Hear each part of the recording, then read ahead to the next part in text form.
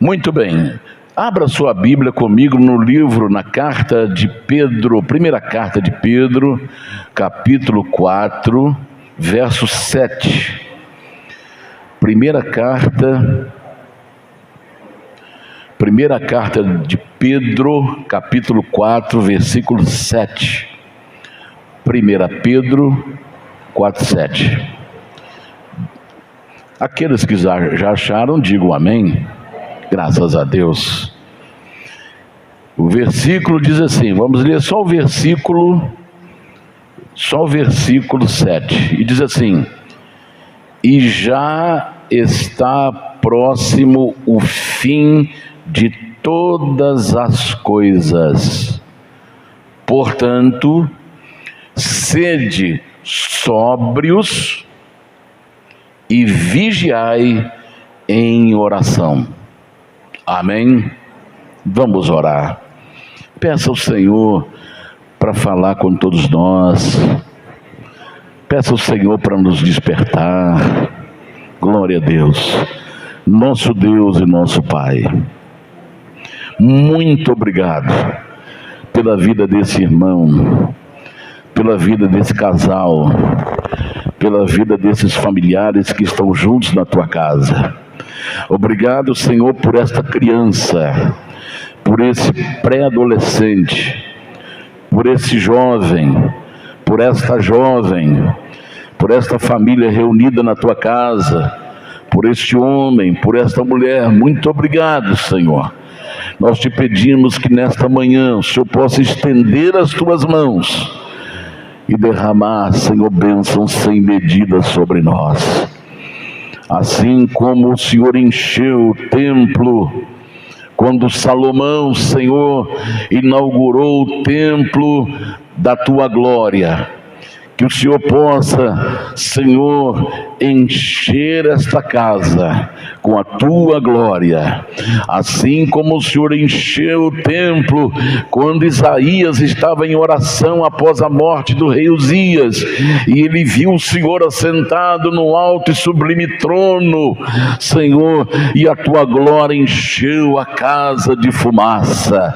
Que a tua glória, Senhor, possa encher esta casa, que a tua glória possa encher cada templo individualmente, Senhor, que está presente, porque nosso corpo é o templo do Espírito Santo. Manifesta, Senhor, a tua glória, levanta, Senhor, os abatidos, dá força para os fracos, cura os doentes, Senhor, abra o entendimento, abra a compreensão, e que as comportas dos céus se abram sobre este lugar e seja derramado, Senhor, águas do Espírito, que seja derramado sobre nós águas vivas, Senhor, porque o Senhor é a nossa única fonte de águas vivas.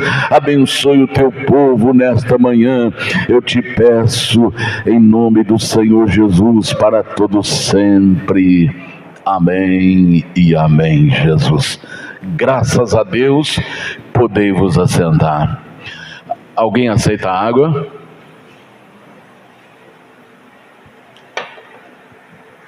Muito bem. Irmãos, esse versículo que nós acabamos de ler, ele fala sobre três coisas importantes que o apóstolo Pedro, um homem que tinha um temperamento sanguíneo, e Deus não tirou a sua marca registrada, porque o nosso temperamento, que também é conhecido por gênio, fulano de tal é genioso. Quando fala genioso é porque tem assim um temperamento explosivo, né? Então, temperamento, gênio, está tudo ali dentro do mesmo contexto. Então Pedro, ele tinha um temperamento sanguíneo. O sanguíneo é um bom líder, mas às vezes ele fala precipitadamente, às vezes ele toma decisões impensadas. Isso foi, se você ler os evangelhos, você vê sempre Pedro tomando a direção. E às vezes, a hora que ele tinha que ficar calado, ele falava, né? Teve uma hora lá que Jesus teve que ser duro com ele. Falou assim: arreda de mim, Satanás, porque você conhece só as coisas dos homens e não as de Deus. Entendeu? Então, para você ver, Jesus estava treinando Pedro e ensinando ele a controlar o seu temperamento, para que ele tornasse um bom líder. E aqui, nós nesse texto que nós lemos, nós vemos o grande líder que Pedro se transformou, como o Espírito Santo transformou Pedro num grande líder. E aqui essa carta é de alguém que não sabe ler, não sabe escrever, pelo menos até o momento que o Espírito Santo veio sobre ele, lá no cenáculo. Ele não sabia ler, não sabia escrever. Mas o que Jesus disse? O Espírito Santo que virá sobre vós, vos ensinará todas as coisas. É o Espírito Santo que ensina a gente. Com 12 anos, Jesus, sem passar em banco de escola, ele estava conversando com doutores, que passou estudando 10, 15, 20 anos. Com 12 anos, ele estava conversando com gente estudada. Por quê? Porque o Espírito Santo nos ensina. Então, Pedro está escrevendo essa carta aqui, falando: olha, irmãos, o tempo está próximo. Está próximo o fim de todas as coisas. Ele está chamando a atenção para nós, porque essa carta, ela é universal. Ela não está endereçada a um grupo, a um povo exclusivo, igual, por exemplo, carta de Paulo aos Romanos, carta de Paulo aos Gálatas, carta de Paulo aos Filipenses. Não, essa carta é universal, está se dirigindo a todo o povo de Deus, de todas as eras, de todos os tempos, sobre a face da terra. Então ele diz assim: primeira coisa, está próximo o fim de todas as coisas. Eu acredito, irmãos, olha, porque quando você tem a sua experiência com o Espírito Santo, isso não vem de Pedro, não. Pedro não tirou isso da sua cabeça, não. Pedro não pensou lá, falou assim: eu estou sentindo alguma coisa estranha, vou escrever isso aqui, está próximo ao fim. Não, é o Espírito Santo impelindo ele, impulsionando ele. E eu acredito que ele estava sentindo, nesse momento que ele escrevia essa carta, ele estava sentindo um fogo abrasador no seu coração, que o pegando, como se pegasse a sua caneta, a sua pena, e molhava em tinta e escrevia: está próximo o fim de todas as coisas. Aí ele fala: portanto, 3 coisas é preciso fazer nesse tempo do fim. Primeiro, sede sóbrios. Sede sóbrio. O que quer dizer sobriedade, ser sóbrio? Primeiro, são palavras sinônimas: cauteloso, cuidadoso, discreto, desambicioso. Desambição vem de ambição, e a ambição, ela tem duas direções. A ambição de querer fazer as coisas perfeitas é a ambição maravilhosa. ambição de não querer estar encabidado, mas ter a sua independência. Vou usar aqui o que mais é falado, a sua independência financeira. Isso é uma ambição boa. Mas a ambição, eu quero ser famoso, eu quero ser rico, eu quero ser milionário, eu quero glórias, essa ambição, ela já é prejudicial. Então ele está falando aqui em tempos de sobriedade, ser discreto, não gostar de mostrar muita coisa. E quando se fala em discrição, eu me lembro de uma família que foi para São Paulo, não sei de que parte é do estado que eles moravam, que eles vieram para São Paulo. São Paulo é um lugar de muitas oportunidades, mas também de muito trabalho, né? Então eles foram para São Paulo, a família inteira foi para São Paulo, e rapidamente eles conquistaram um monte de coisas. Trabalho com trabalho, naturalmente, trabalhando, lutando. Me falha a memória aqui o ramo de trabalho que eles tinham. Aí o pai comprou uma moto caríssima, de preço de automóvel de luxo, moto de 70 mil reais. Ele comprou um carro parecido com um Porsche, amarelo, coisa linda. E aí faltou a discrição. Ele posta na rede social o seu carrão amarelo, posta a moto do pai de 70 mil reais. Aí você já pode imaginar o que aconteceu com essa família. Quando eles foram sair de manhã, às 7 da manhã, para trabalhar, já tinha alguns elementos esperando eles na rua, porque eles expôs a vida deles na rede social. Aí foram abordados, o filho estava ainda tomando café e o pai já tinha saído na frente. Aí os bandidos chegaram, abordaram ele: cadê o carro? Cadê o carro? Cadê a moto?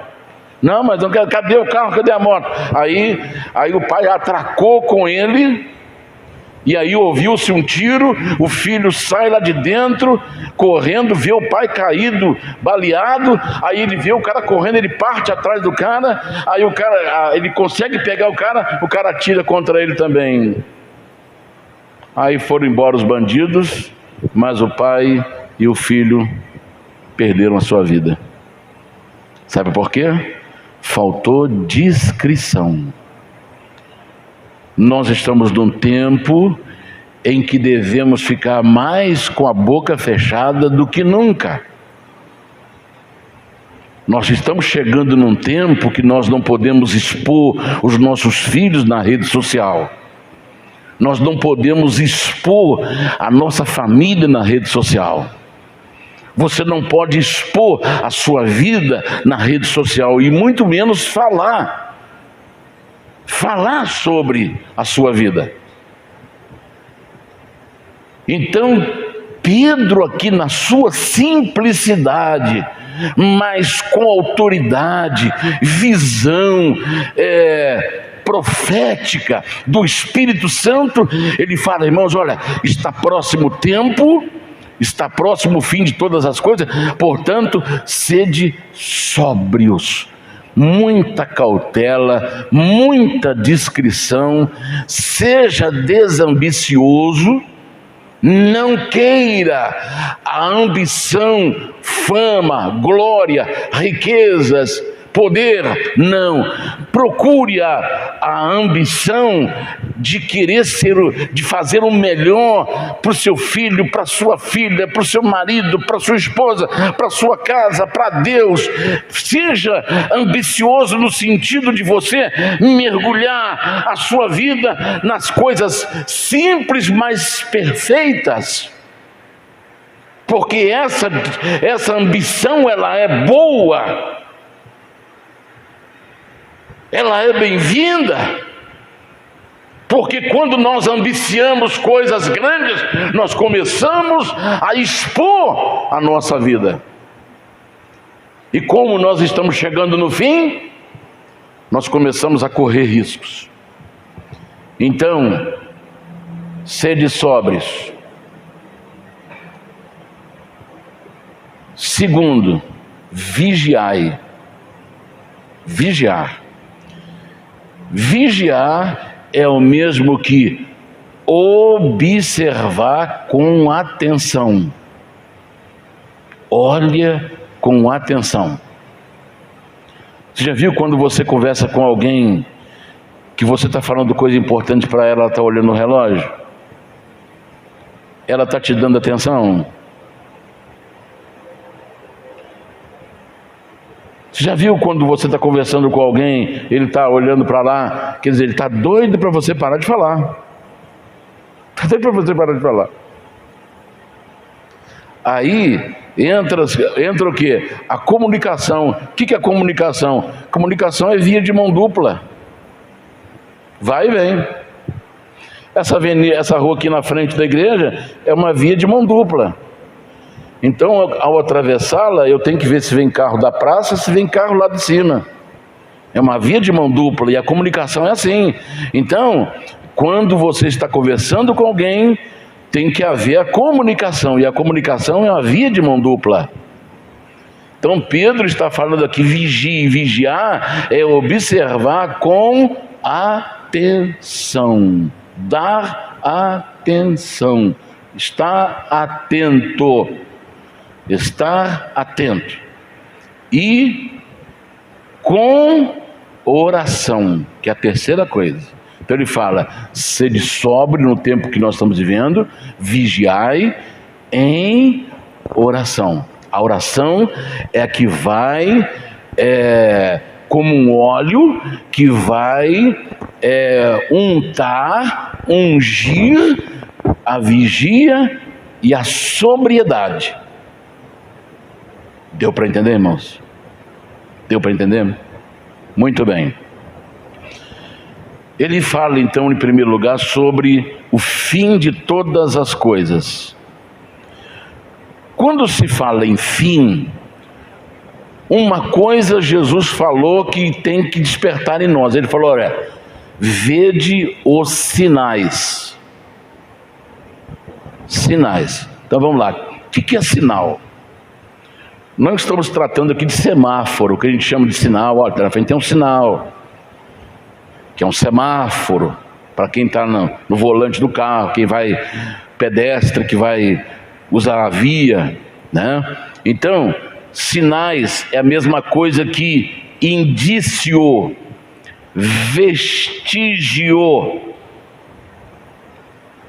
pista, marca. Então nós temos que, ele chama atenção aqui para nós, do fim, mas Jesus fala, olha, o fim está chegando, mas observa os sinais, porque os discípulos chegou para ele e falou assim, Senhor, que sinal haverá da tua vinda e do tempo do fim? Que sinal será? Que sinal haverá? Que indício haverá? Que vestígio haverá? Que pista que nós temos que seguir? Que rastro que nós temos que seguir? Que marca que nós temos que seguir? Quando a igreja no tempo do primeiro século, a igreja foi muito perseguida, até que um dos imperadores tornou todos os romanos cristãos por decreto. Nós nos tornamos cristãos por filiação, por novo nascimento, e muitos tornaram-se cristãos por decreto. Eu declaro vocês cristãos a partir de hoje está declarado esse decreto, que fique conhecido no mundo do Império Romano, que todo romano é cristão. Aí eles saíram comemorando com bebida alcoólica, somos cristãos. Aí acabou a perseguição. Mas quando a perseguição estava a todo vapor, existia um sinal para saber onde os irmãos estavam reunidos. Eles reuniam em cavernas, reuniam-se em grutas, em matas, Então tinha um sinal que era conhecido somente pelos cristãos. Era o sinal, o desenho de um peixe. Eles desenhavam um peixe no chão. Aí os irmãos não ficavam perguntando não, porque senão alguém ia ouvir e ia buscar os cristãos reunidos na caverna. Eles olhavam para o chão, aí tinha um desenho do peixe, talvez virado assim de cabeça em direção ao caminho. Era a marca, era o sinal. Aí eles seguiam aquele rastro do peixe no chão e chegavam na reunião. Então, sinais são indícios, vestígio, pista, marca. O que é indício? Rastro. Esses pessoas que têm canais de vida selvagem, eles olham no chão assim na beira da lagoa e falam: opa, tem um rastro aqui muito grande e é de sucuri, e pela fundura da terra, do barro, ela deve pesar uns 90 quilos e ter uns 5, 6 para 7 metros. Por quê? O indício de que a sucuri passou ali, porque ela deixou um rastro. Vestígio, trilha, pista, o que indica a existência e a possibilidade de algo. Marca, baliza. Então, tudo isto são sinais que nós devemos estar observando e atento. Eu quero passar para você hoje 5 sinais que mostram claramente que o tempo do fim chegou. Primeiro sinal, Mateus 24, 37. Quem gosta de anotar, quem gosta de para depois meditar. Primeiro sinal, Mateus 24, 37. E como foi nos dias de Noé, assim será também a vinda do Filho do Homem. O que acontecia nos dias de Noé? Eu quero que você observe uma coisa. Nos 5 sinais que eu vou passar para você, todos eles são acompanhados de violência. A violência faz parte do sinal, em todos eles. Em todos os sinais a violência está presente. Então, o primeiro sinal, assim como foi nos tempos de Noé, nos dias de Noé, assim será também a vinda do Filho do Homem. A vinda para arrebatar a igreja. Primeiro sinal, tempo de Noé. Então, o que acontecia no tempo de Noé? Deus falou assim: olha, eu estou triste. Triste. O termo que está lá é: me arrependo de ter feito o homem. Porque a intenção do seu coração é para o mal. Ele só pensa o mal. Então, o escritor, ele colocou o termo arrepende.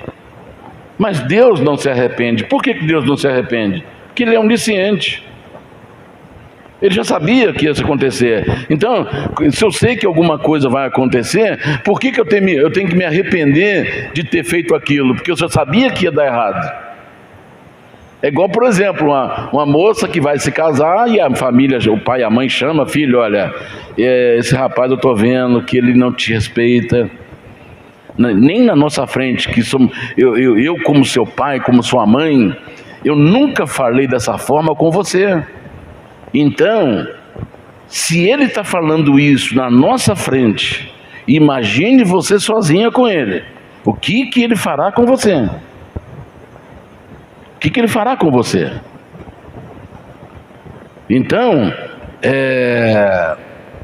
o pai às vezes fala com a filha nesse aspecto para evitar que mais tarde ela venha se arrepender de ter se casado. Porque como é que ela vai se arrepender se ela já foi alertada antes?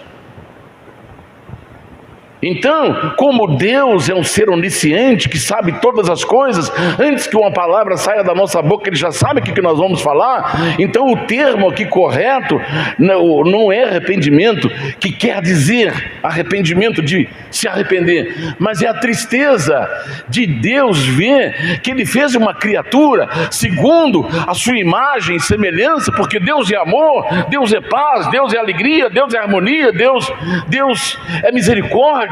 E agora esse homem, ele tem só no seu coração coisas malignas. Isso entristeceu o coração do Senhor. Então ele diz: me arrependo de ter criado o homem. Por quê? Porque no tempo de Noé a corrupção começou a prevalecer. O que é corrupção?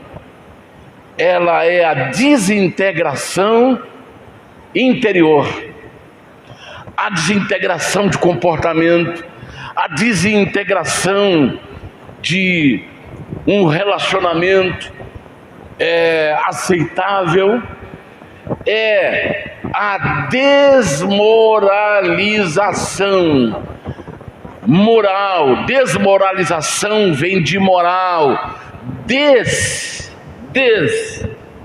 Quer dizer negação, separação, cessação.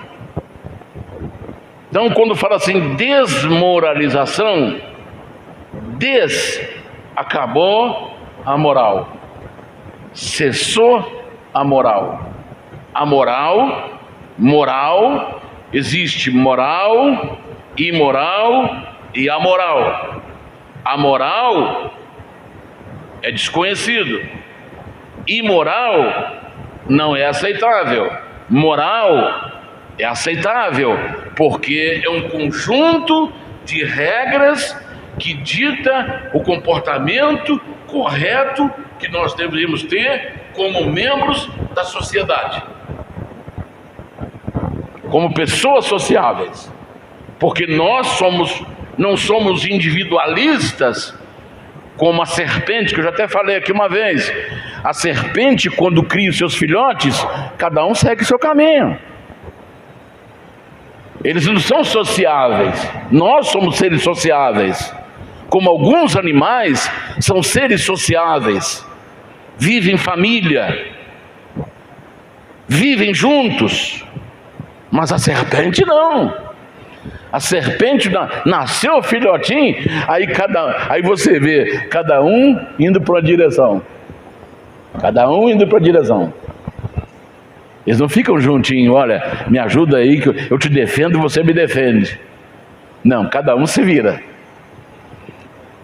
Então, Deus ficou triste porque o coração do homem estava voltado para a corrupção, degeneração. E aí nós vemos hoje uma sociedade degenerada, desmoralizada, corrompida, destruída em todos os seus aspectos. Lá no livro de Amós, capítulo 8, versículo 6, olha o texto para você ver aí, se o que Amós, o profeta Amós, cheio do Espírito Santo, está ensinando para nós aqui. Para comprarmos os pobres por dinheiro e os necessitados por um par de sapatos, e para vendermos o refúgio do trigo. Vou explicar isso aqui sobre o refúgio do trigo. Nós estamos chegando numa época aí de eleição federal. Agora, aqueles que estavam nos seus ar-condicionado, eles vão sair da toca. Ficaram 4 anos intocados. Noé comigo. Isso que está acontecendo lá, aquela buraqueira que está lá naquele bairro, Noé comigo, Noé comigo. Agora, como eles precisam das pessoas, eles começam a sair da toca, do ar-condicionado, começam agora a abraçar a criancinha lá naquela comunidade que está cheia de terra, que a fraldinha está até vazando, o narizinho está escorrendo. Que gracinha essa criança, linda.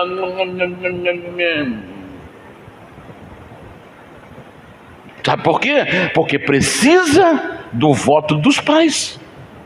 Agora é hora de sair da toca. Agora é hora de comprar os pobres. Volta para mim, por gentileza, o texto aí. Agora é hora de comprar os pobres por dinheiro. O que você está precisando, minha irmã? Está precisando de quê? Está precisando de um aluguelzinho? A senhora está precisando de um sapatinho? Comprar por dinheiro, o necessitado por um par de sapatos, e vendermos o refúgio do trigo. Vou te ensinar o que é isso aqui. A pessoa ia no mercado para comprar o trigo, por debaixo da balança havia um buraco. Esse buraco ninguém via, só o dono que sabia. Quando ele despejava ali, eu quero 1 quilo de trigo, aí ele põe, o ponteiro da balança vai, para no 1 quilo, mas 20% do trigo saiu por aquele buraquinho. Então, ao invés da pessoa levar 1 quilo, ele levou 800 gramas por 1 quilo. Aí ele vai juntando aquilo, aí depois ele vende o refúgio do trigo. Quer dizer, em cada pessoa ele roubou 20 gramas. Está dando para você entender? Nós não estamos vendo isso nesses dias. Agora saíram para fazer as compras. É a única época que você vê as pessoas deixar os seus gabinetes cercados de ar-condicionado para ir às compras. Estou falando isso claramente porque eu sei o que eu estou falando. Chegou a hora de comprar os pobres e os necessitados. E chegou a hora de vender aquilo que era da própria pessoa mesmo, aquilo que já era seu. Eles vão te vender segunda vez. Deus é muito bom. Não adianta o homem querer passar rasteiro em Deus não, que Deus mostra tudo. Ele mostra até o buraquinho debaixo da balança lá que está roubando 20 gramas ou 200 gramas, 20%. Não adianta não, porque Deus está de olho. Corrupção. Nós estamos vivendo em plena corrupção. O mundo está corrompido. E olha, as pessoas não estão nem assim sentindo tristeza por isso. Você observa que às vezes a pessoa, ele é condenado na primeira, segunda, terceira instância, condenado, e depois, para trazer essa pessoa de volta ao poder, eles descondenam a pessoa. tira as condenações. Por quê?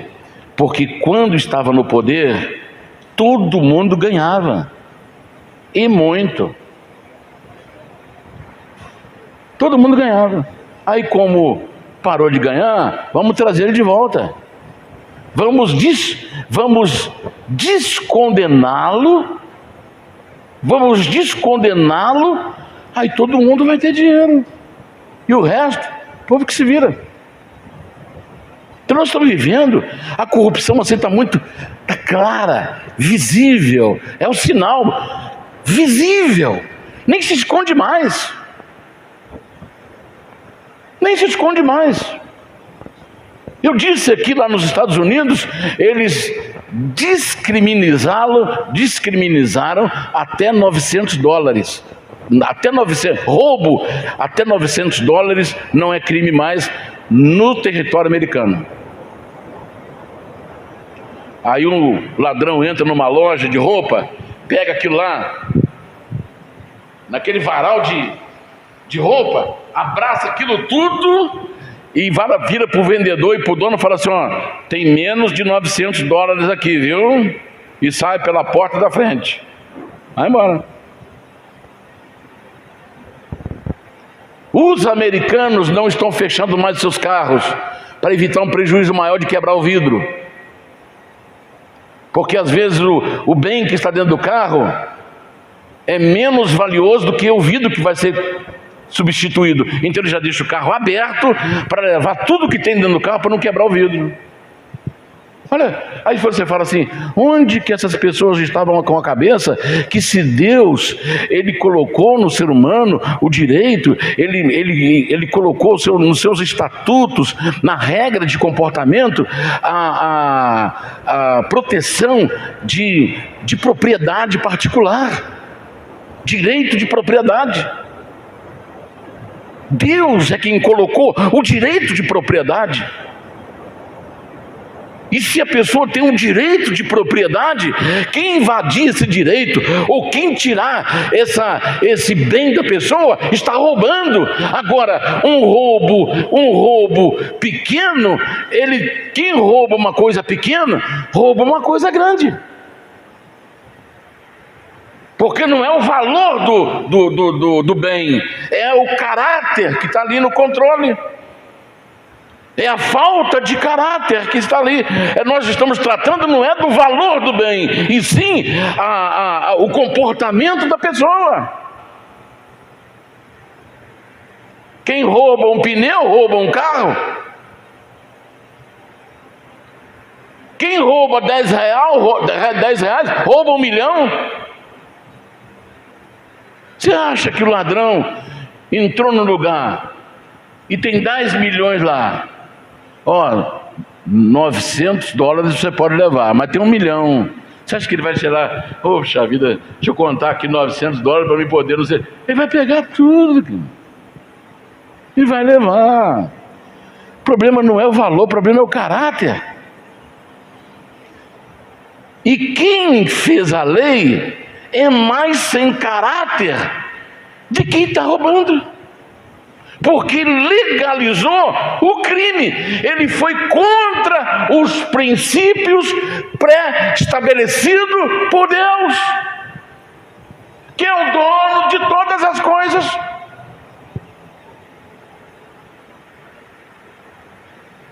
Então nós estamos vendo aí o sinal, o primeiro sinal do tempo de Noé. Corrupção. Aí você vê a corrupção acompanhada de quê? Violência. Como se mata? Como se mata por um celular? Como se mata por R$1? Como se mata por um bem que não tem valor algum? Porque a corrupção, ela é acompanhada da violência. Segundo sinal, Lucas 17, 28. Lucas 17, 28.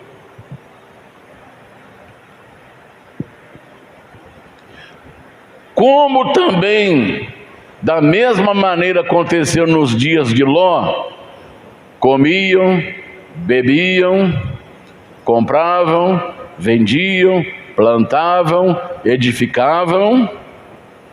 Mas no dia em que Ló saiu de Sodoma, choveu do céu fogo e enxofre, e os consumiu a todos. O que o povo que os sodomitas estavam fazendo que provocou a ira de Deus tão forte que fez chover fogo e enxofre? O que provocou a ira de Deus? Que fez descer fogo do céu, fogo e enxofre, que eles viam de longe. Abraão via de longe a fumaça do enxofre que subia aos céus.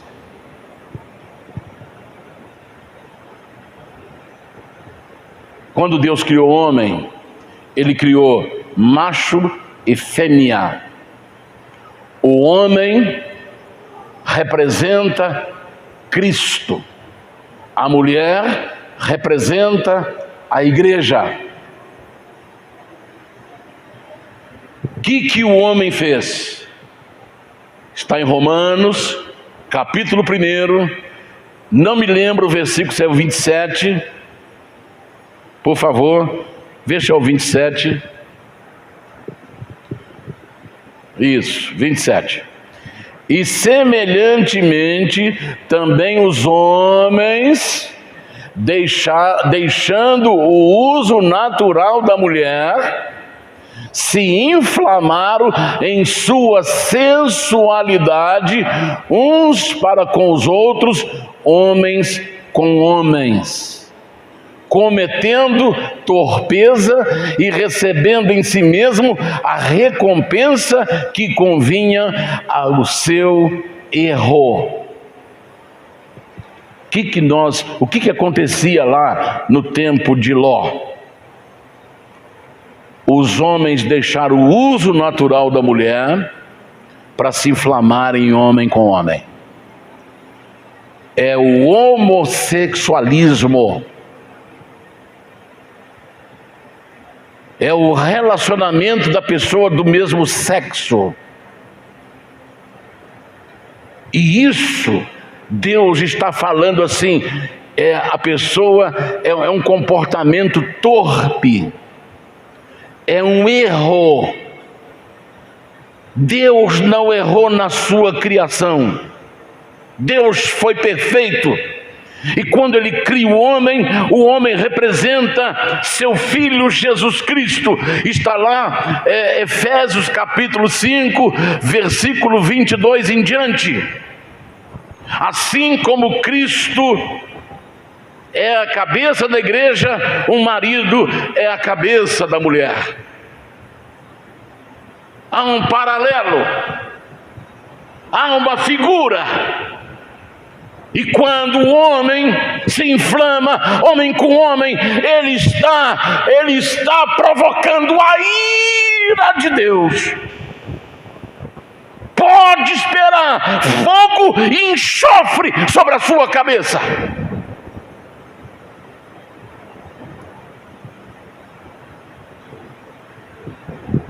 E aí entra o cuidado que os pais precisam ter com seus filhos, porque eles estão doutrinando a criança nesse caminho lá no período escolar.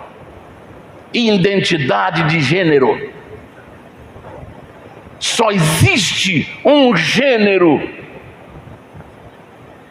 na Bíblia e na biologia: o gênero humano. Não existe identidade de gênero. Isso é sensualidade. Isso é desejo infame, que não é de boa fama, que é desrespeitoso com a criação de Deus. Então as criancinhas, elas já estão sendo doutrinadas. E aí tem muitos pais que eles colaboram com isto.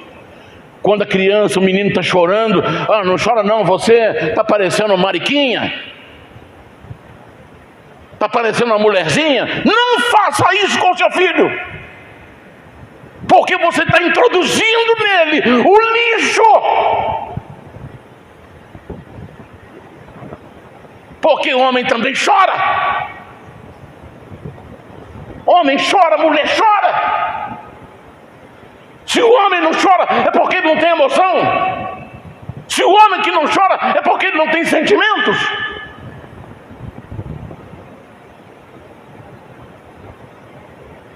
Então, a homossexualidade, a pessoa está criando uma briga com Deus. Não importa, não interessa que quem assinou qualquer documento, qualquer papel, ou que fez qualquer lei, ele seja superior a qualquer mortal em cima dessa terra, mas ele procurou uma briga com Deus, ele criou uma briga com Deus. E quem assinou o documento que dizendo assim, olha, casamento de homem com homem, de mulher com mulher, está aqui aprovado, quem fez essa lei, buscou uma briga com Deus. A sua briga é com Deus. E com Deus vai cair enxofre, fogo e enxofre sobre a sua cabeça.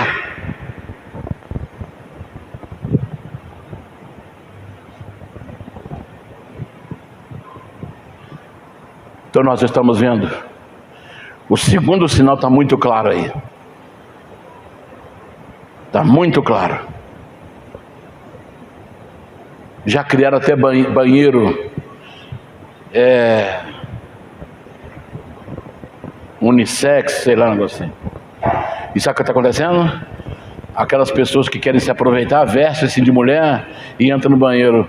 E lá dentro ele estupra criança, mulheres. Isso aí, irmão. É o enxofre que está vindo em cima da cabeça. Se você for em qualquer lugar e ver um banheiro desse aí, não entra não.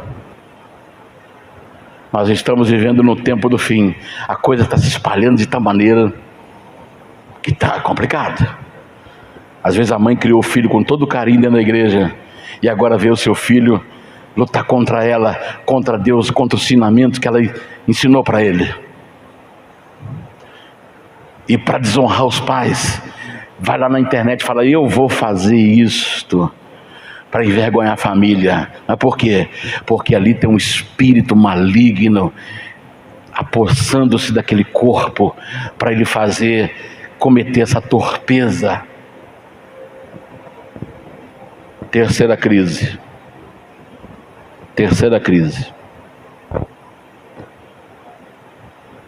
Apocalipse capítulo 6, versículo 6. E ouvi uma voz no meio dos 4 animais que dizia, uma medida de trigo por 1 dinheiro, e 3 medidas de cevada por 1 dinheiro, e não danifiques o azeite e o vinho. O trigo era comida de rico. Quem não podia comprar o trigo, comprava a cevada. Cevada é parecido com o trigo, mas era o cereal mais barato. Então o pobre comprava cevada. Uma medida de trigo por 1 dinheiro. O que significa 1 dinheiro? O salário de um dia de uma pessoa. A pessoa trabalhava o dia inteiro para comprar uma medida de trigo. Então ele trabalhava para comer só pão, porque ele fazia o pão com água, trigo e sal. Só isso aí. Trabalhava o dia inteiro para comer de noite. Uma medida de trigo por 1 dinheiro e 3 medidas de cevada por 1 dinheiro. Então a cevada, como era mais barato, era 3 vezes mais, mas a pessoa tinha que trabalhar o dia inteiro para comprar 3 medidas de cevada, que era a comida do pobre. Você lembra do arrozinho catete? Do arrozinho quebradinho? Que era vendido em saco lá na mercearia do Sr. Pedro? Do Sr. Joaquim? Seu Joaquim, tem arroz quebradinho? Tem, tudo de pedacinho. Hoje o arroz catete virou luxo. Está mais caro do que... A pessoa só compra o catete quando ele pensa em fazer um arroz doce especial, porque é até difícil de achar. Ele vem não sei se é Japão ou China. A embalagem é escrita de China.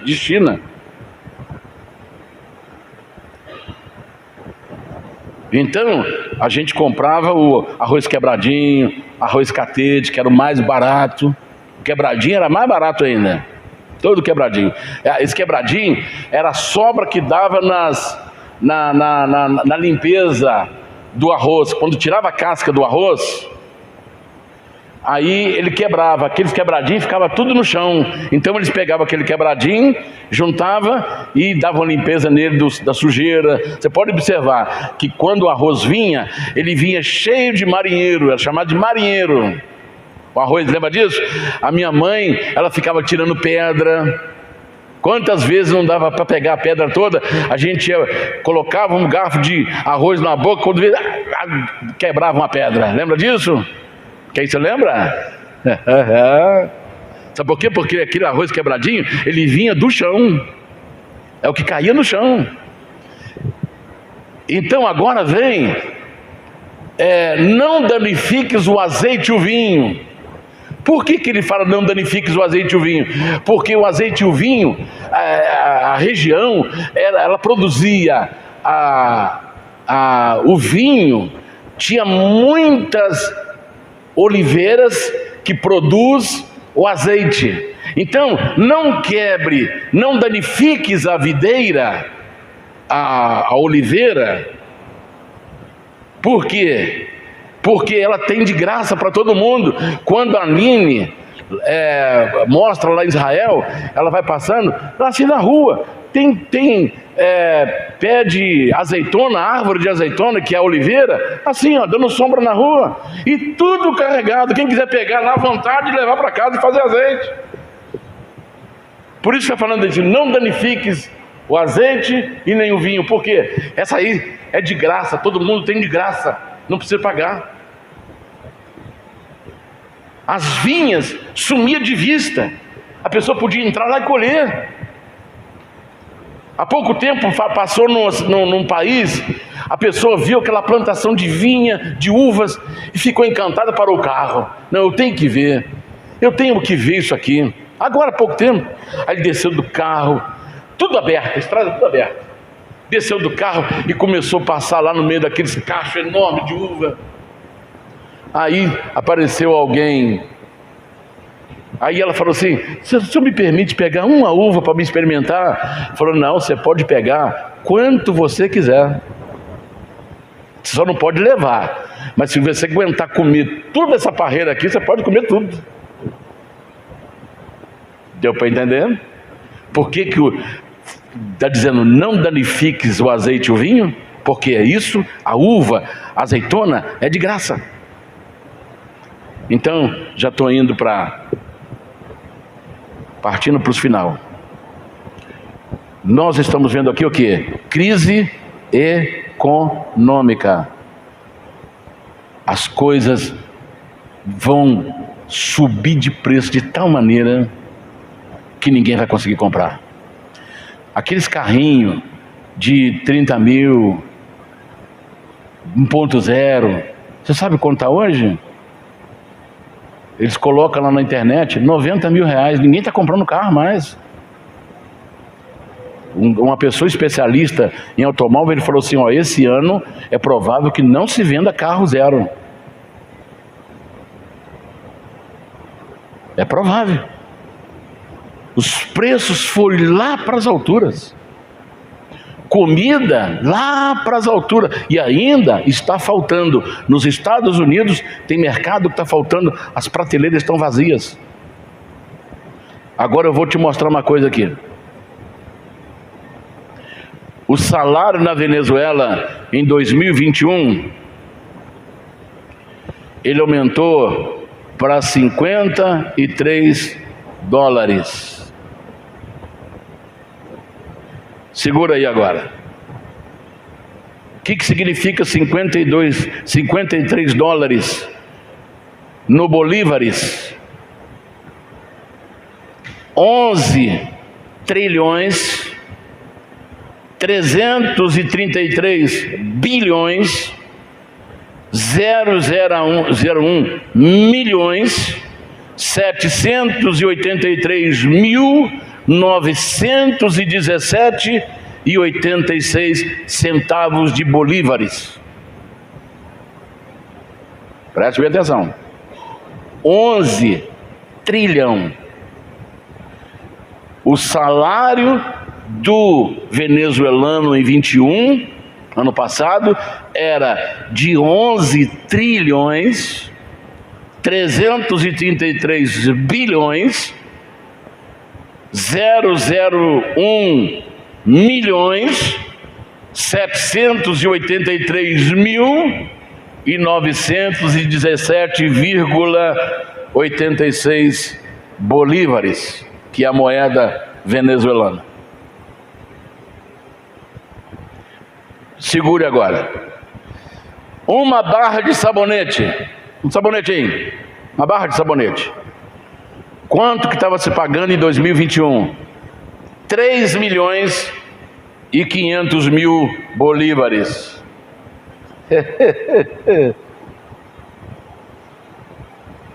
A pessoa tinha que pegar uma caixa, talvez.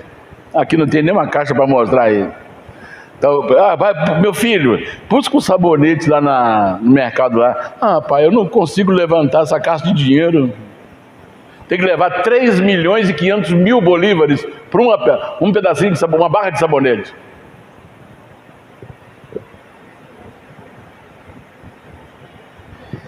Agora, de 2021 para 2022, o salário mínimo dos venezuelanos foi aumentado para 7 milhões de bolívares. Sabe o que significa isso? 2,5 dólares. Aí você vai falando, o que estão querendo fazer com o nosso Brasil, hein? Desperta, meu irmão, desperta, minha irmã. E sabe o que dá para comprar isso? Esses 7 milhões? 1 quilo de carne. 1 quilo de carne.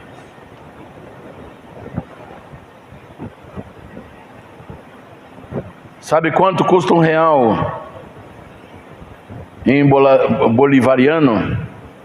R$1 vale 0,000,00 bolívares.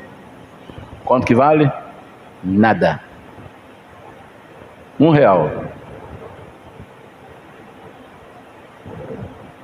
Deu para entender, irmãos, a situação que nós estamos vivendo?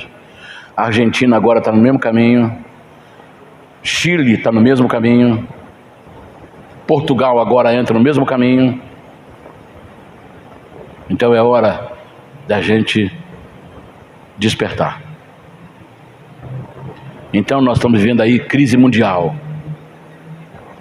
Os Estados Unidos, que sempre teve inflação baixíssima, a inflação está chegando aos seus 10, já 2 dígitos, que nunca teve isso. A inflação sempre foi 0, agora chegou em 2 dígitos. A inflação americana. A inflação na Venezuela, vou te dar aqui agora, em 2020, sabe quanto que era a inflação na Venezuela? 2.959,8%. 2.959,8% ao ano, a inflação na Venezuela. O mundo inteiro está em crise econômica. A crise atingiu todas as nações do mundo. Então chegou a hora da pessoa aproveitar aquele pedacinho de coisa de fundo de quintal que tem lá e jogar uma cebolinha, jogar uma couvinha, jogar alguma coisinha lá, para começar a economizar um bocado. Deu para entender? Quarto sinal, Ezequiel 14:20. Vamos lá? Ainda que Noé, Daniel e Jó estivessem no meio dela, vivo eu, diz o Senhor Deus, que nem um filho nem uma filha eles livrariam, mas somente eles livrariam as suas próprias almas pela sua justiça. O que significa isso? Olha, Daniel, Jó e o outro, volta ali por gentileza, Noé, Daniel e Jó. Esses são homens de família, que tinham as suas famílias unidas, pois aqui é profético para o tempo do fim. Então, mesmo que tivesse esses homens, pai de família, Noé, Daniel e Jó, eles não conseguiriam salvar as suas filhas. Eles mesmos só conseguiriam salvá-los, mas não conseguiriam salvar os seus filhos. Sabe o que é isso? Crise na família.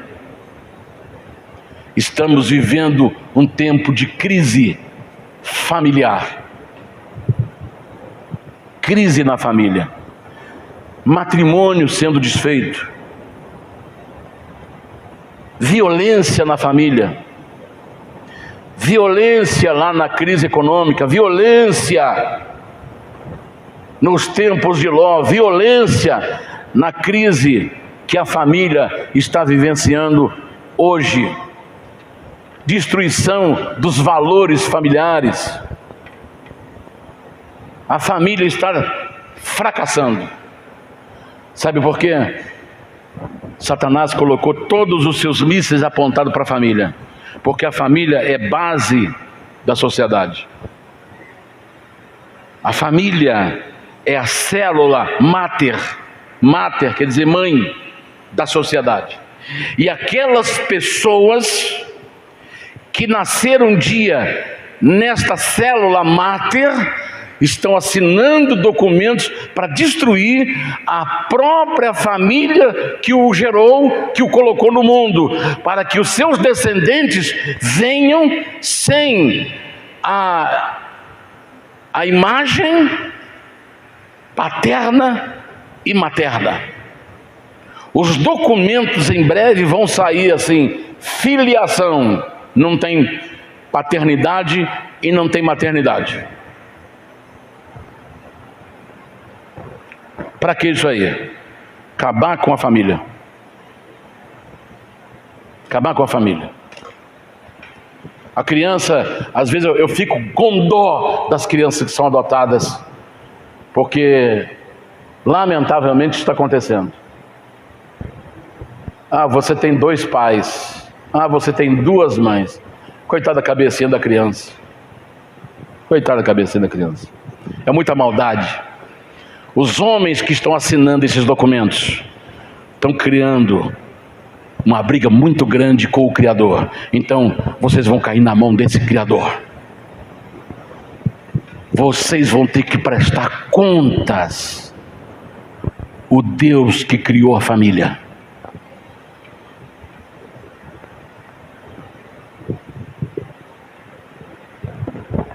Último sinal.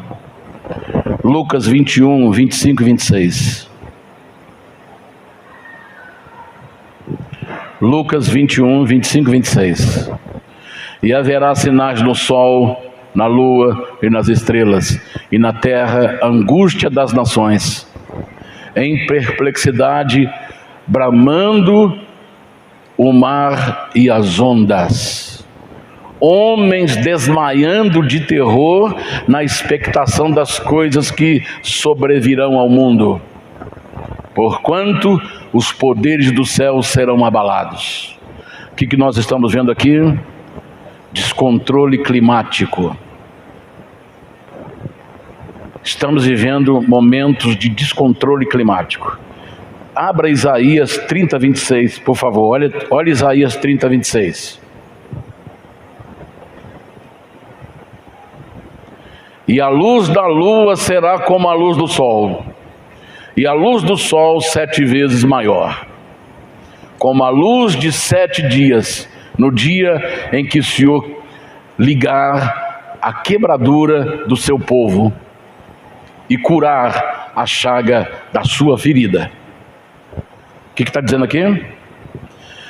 A lua, que reflete apenas a luz solar, ela vai ficar aquecida como se fosse o sol, e o sol vai aquecer 7 vezes. É 7 vezes que está ali? Que eu li? Deixa eu confirmar. Isso, 7 dias, ou 7 vezes. O sol de um dia será de 7 dias. Isso quer dizer o quê? Um calor insuportável. Então vamos lá? Já estou indo para os finalmente. Calor na Argentina. 700 animais mortos por causa do calor. 500 pessoas morrem de calor nos Estados Unidos. 1.500 pessoas morrem pelo calor na França. Calor mata 400 mil galinhas no Uruguai. Dezenas de animais morrem de calor nas fazendas da Argentina. Irmão, dava dó. Se você abrir o canal, o homem tentando salvar seus animais, os animais tudo deitado lá, ele pegando água, jogando em cima. Olha, dá dó, dá dó, dá dó. Aqui na Argentina, calor. Está dando para você entender? Enchente, vulcão, furacão, tornado. Olha o que está acontecendo. Represa estourando. E frio em outro lugar, onde não tem um calor demais, frio mata 5.216 vacas no Uruguai. Frio. Argentina, morrem 1.386 bovinos de frio. Está dando para entender? Crise climática. Olha para o céu e veja o que está acontecendo. São sinais da vinda de nosso Senhor Jesus Cristo. E eu encerro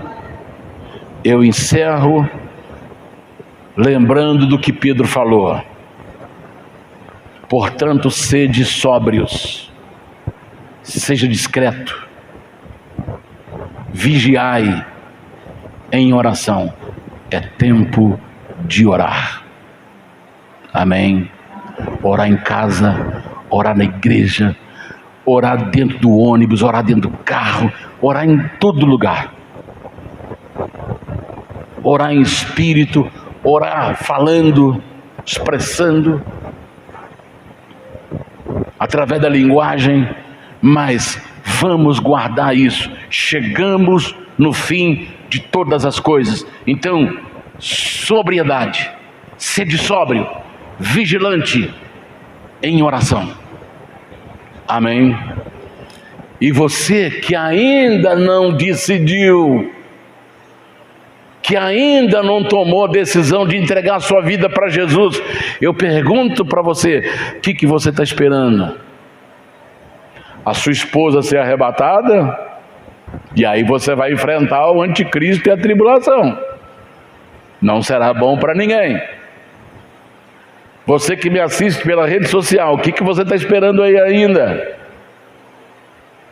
Que não decidiu ainda ao lado de Jesus? Entregue a sua vida hoje mesmo aí na sua casa. Receba Jesus como Senhor da sua vida. Receba o Senhor Jesus como seu único e suficiente Salvador e siga-o. Procure uma igreja aonde está perto da palavra, uma igreja que tem a palavra de vida, que está na fonte, a única fonte de águas vivas, o Senhor. Se você não pode vir aqui, vá num lugar aonde está próximo da palavra. Deus te abençoe. Fiquemos em pé e vamos orar.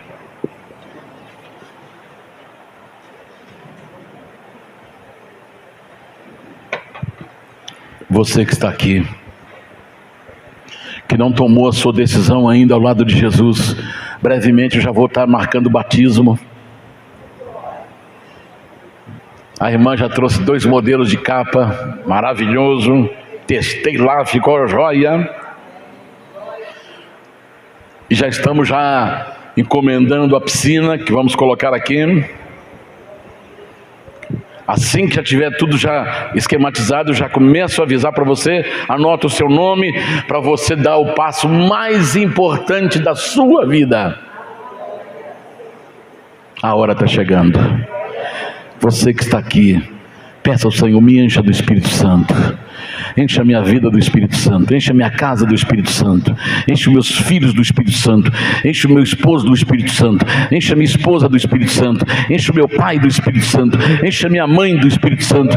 Venha Espírito Santo sobre nós, venha Espírito Santo sobre a igreja, venha Espírito Santo sobre a minha vida. Comece a orar, fale com Deus agora. Deus está com a porta dos céus aberta, os céus estão abertos. Os céus estão abertos sobre este lugar. Ó Senhor nosso Deus, em nome do Senhor Jesus, eu te peço, meu Deus, derrame o Espírito Santo sobre nós. Derrama o Espírito Santo sobre nós. Oh glória!